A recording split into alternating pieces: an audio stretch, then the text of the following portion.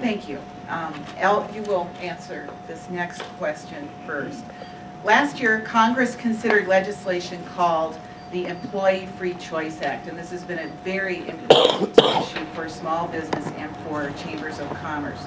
It's been reported that the proposed bill would radically change how unions seek to be certified as the bargaining agents for workers and would replace the principle of secret ballot elections. Would such a card check system be open to all types of pressures and intimidation? And what is your position on this legislation? No.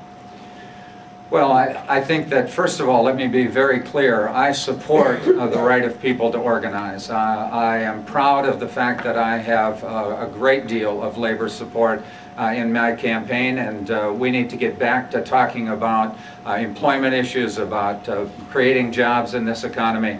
And when I announced my campaign for Congress, at that very first event, I said that this is going to be about jobs and about the economy, and that is in fact where we have ended up. We need to be talking about jobs and the economy, protecting the middle class.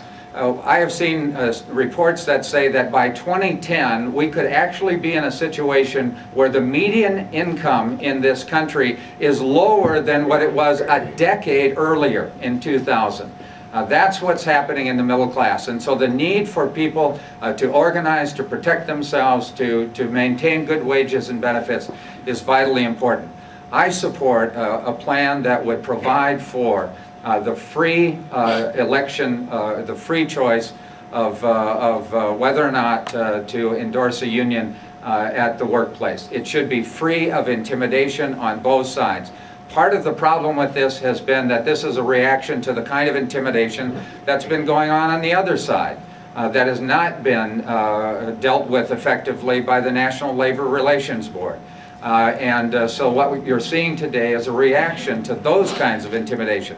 What we need to do is move forward with a plan. We need to come together, work together, bring both sides together so that it's not this kind of fight, and start talking about how we can ensure that in our workplaces people can choose whether or not to be represented by a union free from intimidation on both sides of the equation. And I support that, and I will work for that, and I will try to bring people together to achieve that. Well, it may very well be if the Democrats who could control Congress for the last 2 years go back this fall and control Congress again for the next 2 years, and if we have a Democrat presidential candidate who is said by the National Journal to be the most liberal senator in the United States Senate, together with Joe Biden, who's the third most liberal senator in the United States Senate, if they do all have a Democrat-controlled Washington, D.C., then we may have lower incomes in the next mid-century because we will have dramatically increased taxes and we will have dramatically increased spending and we will have a no new American energy policy where we could potentially be paying $6 and $8 a gallon. That's a very real specter that we're looking at. Notice that my opponent didn't admit straight out that he is a big proponent of card check. He didn't also tell you that he's taken over $100,000 in contributions from big labor. Big labor has an agenda that they're going to put forth, and let me tell you this, everyone in D.C. knows it. The very first bill that will be passed under a Democrat president and a Democrat-controlled Congress will be card check, taking away the right of the secret ballot from the American worker. It's no secret, big labor is spending $400 million in this election, 100,000 right here in the 6th district, to make sure that they get this agenda passed, because big labor is down to 12% union representation, and this is their effort to make sure they can change all that. No one is against the right of the common man to be able to organize. My dad was a union man. Nobody is against that. But what we are Americans. We believe in the right of the secret ballot. How could we possibly think that we're going to take away the right of people to a secret ballot? Imagine that. And in the area of whether or not they're going to organize in their local business, to take away the right of the secret ballot from the common man is downright un-American. 1 minute, rebuttal. I'll tell you what's American, un-American.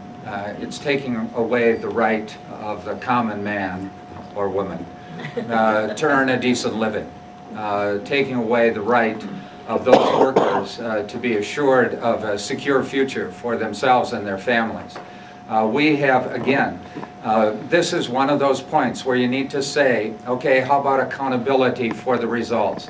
How has it been going for the middle class in this country? I think one of the most disturbing bumper stickers I've seen so far in the campaign was one that I saw the other day that said, well, at least the war on the middle class is going well. That's where we are in this country. We need to get back to an understanding that we can't afford the kind of policies, the kind of tax policies, labor policies, trade policies that aggregate larger and larger amounts of wealth in a smaller and smaller group of people while the middle class stagnates. While the middle class stagnates. We need to get back to policies that protect the middle class, expand the middle class, and provide good jobs, secure jobs in this country. Let me tell you, the Democrats this last year in control of Congress had the deficit for this last year. It was the largest ever. It was $482 billion, and that's before all of the bailouts. We're in a situation right now in this country where we have spent more than what we can possibly pay back. We're looking at unfunded federal net liabilities right now of $53 trillion. That doesn't include the bailout.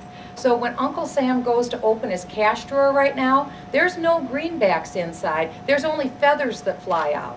And my opponent, who's a big tax and spend liberal, just like when he was a former mayor, he increased spending in his city by 70%. He increased not one but two taxes, 24% increase in property taxes in one effort, and another tax increase as well.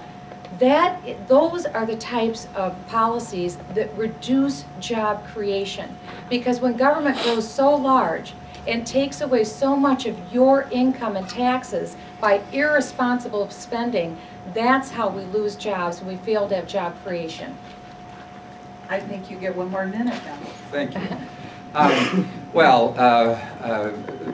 Blaine, I'm proud. I just happened to have a newspaper story here that came out in 2006, and it talked about a remodeled community, and it said back when Blaine was just starter home, city leaders had a vision of what it could be, a sports mecca and upscale places to live.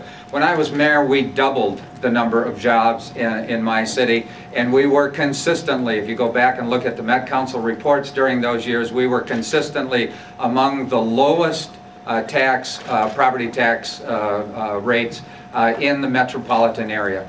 We were very responsible in terms of the tax rates in that community, the property tax rates, and we were able to build jobs, and we were able to remodel that city and create a new future for its families, for its children, for its businesses. And we did it by working together.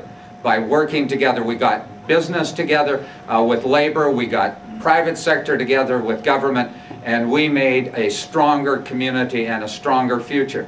And I'm proud of that, and that's what we can do in Congress.